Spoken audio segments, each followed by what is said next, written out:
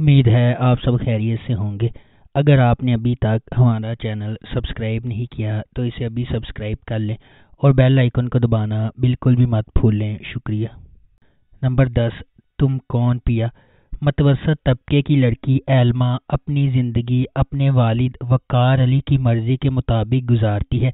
وقار علی اپنے کزن مظفر حسن کی ملکیتی صنعت میں کام کرتے ہیں جو ایک کروڑ پتی ہے۔ ایلما کا دوسرا کزن رمیش حسن ہے، مظفر حسن کا مہربان بیٹا۔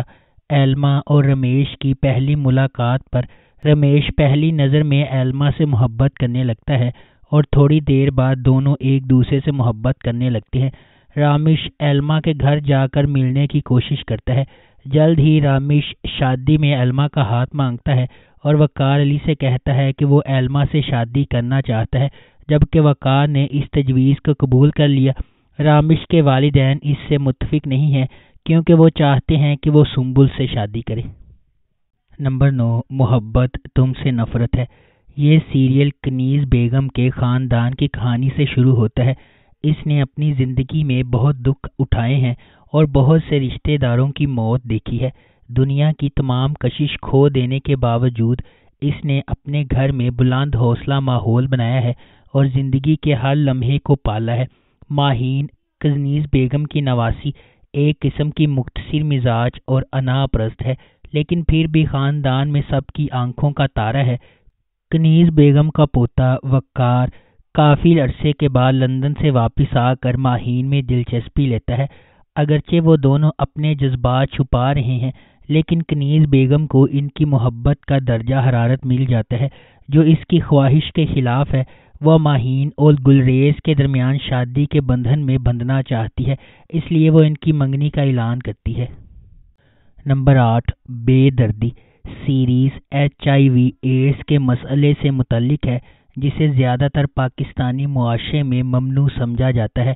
ایمن خان بیا کا مرکزی کردار ادا کر رہی ہیں جو HIV ایڈز کا شکار ہیں، جو اسے شافع کے ذریعے منتقل کیا جاتا ہے، اور وہ مشکلات جن کا اسے اپنی شادی کے بعد سامنا کرنا پڑا کیونکہ کوئی بھی شافع کو الزام نہیں دیتا، لیکن بیا اور HIV کی وجہ سے اس کے کردار کے بارے میں سوال کرتا ہے۔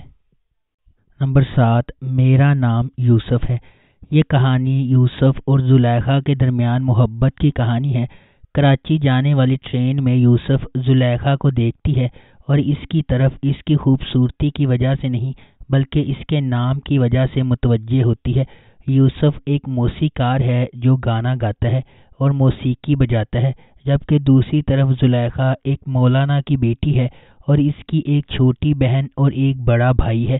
اسٹیشن پر یوسف نے اس سے اس کا نام پوچھا، لیکن اس نے انکار کر دیا کہ وہ زلیخا ہے کیونکہ یوسف ایک اجنبی ہے۔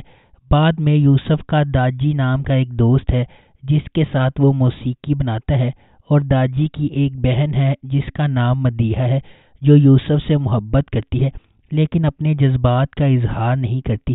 کسی طرح یوسف جانتا ہے کہ مدیحہ اس کی طرف متوجہ ہے، لیکن وہ یہ رشتہ نہیں چاہتا کیونکہ وہ اس کی بہترین دوست کی بہن ہے۔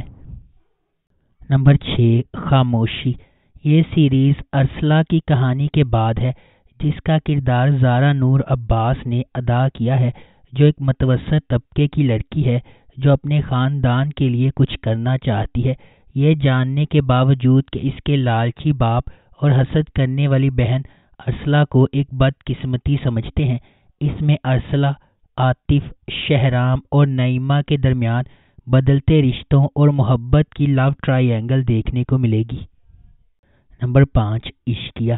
ہمنا اور رومیسا دو بہنیں ہیں۔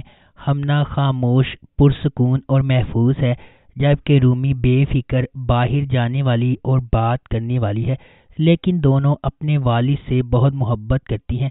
ہمنا اور اس کے کالج کے ہم جماعت حمزہ 4 سال سے ڈیٹنگ کر رہے ہیں اور ایک دوسرے کے ساتھ دیوانہ وار محبت کر رہے ہیں۔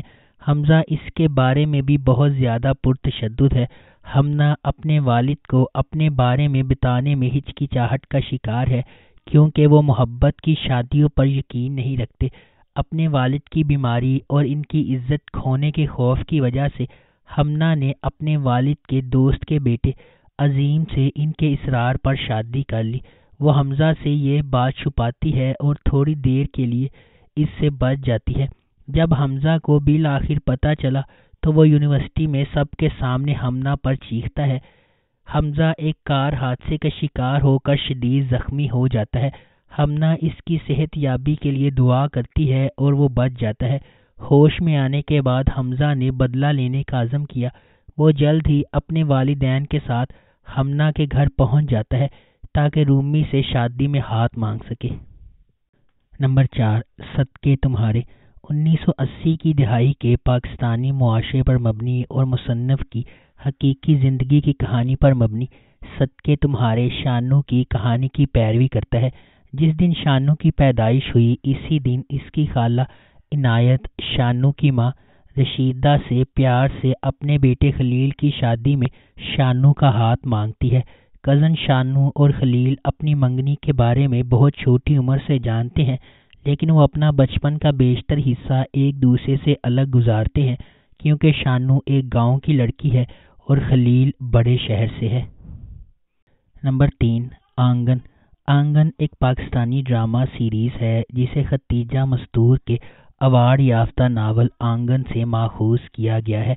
ابتدائی چند اقساط کے علاوہ برطانوی ہندوستان میں ترتیب دی گئی کہانی عالیہ نے بیان کی ہے، جو ایک پرجوش لڑکی ہے اور برصغیر پاک و ہند کی تقسیم کے وقت متاثر ہونے والے رشتوں کی کہانیوں کی گواہ ہے۔ آزمائشوں اور مصیبتوں کو اپنے طور پر پیش کرتی ہے اپنے خاندان کو۔ نمبر 2، رقص بسمل۔ سکینہ ایک نوجوان لڑکی اپنی محبت سے شادی کے لیے بھاگتی ہے۔ موسیٰ سکینہ کا کزن اور دودھ کا بھائی اپنے بھائی کے ساتھ شادی کی خفیہ تقریب نکاح کو روکنے پہنچ جاتا ہے۔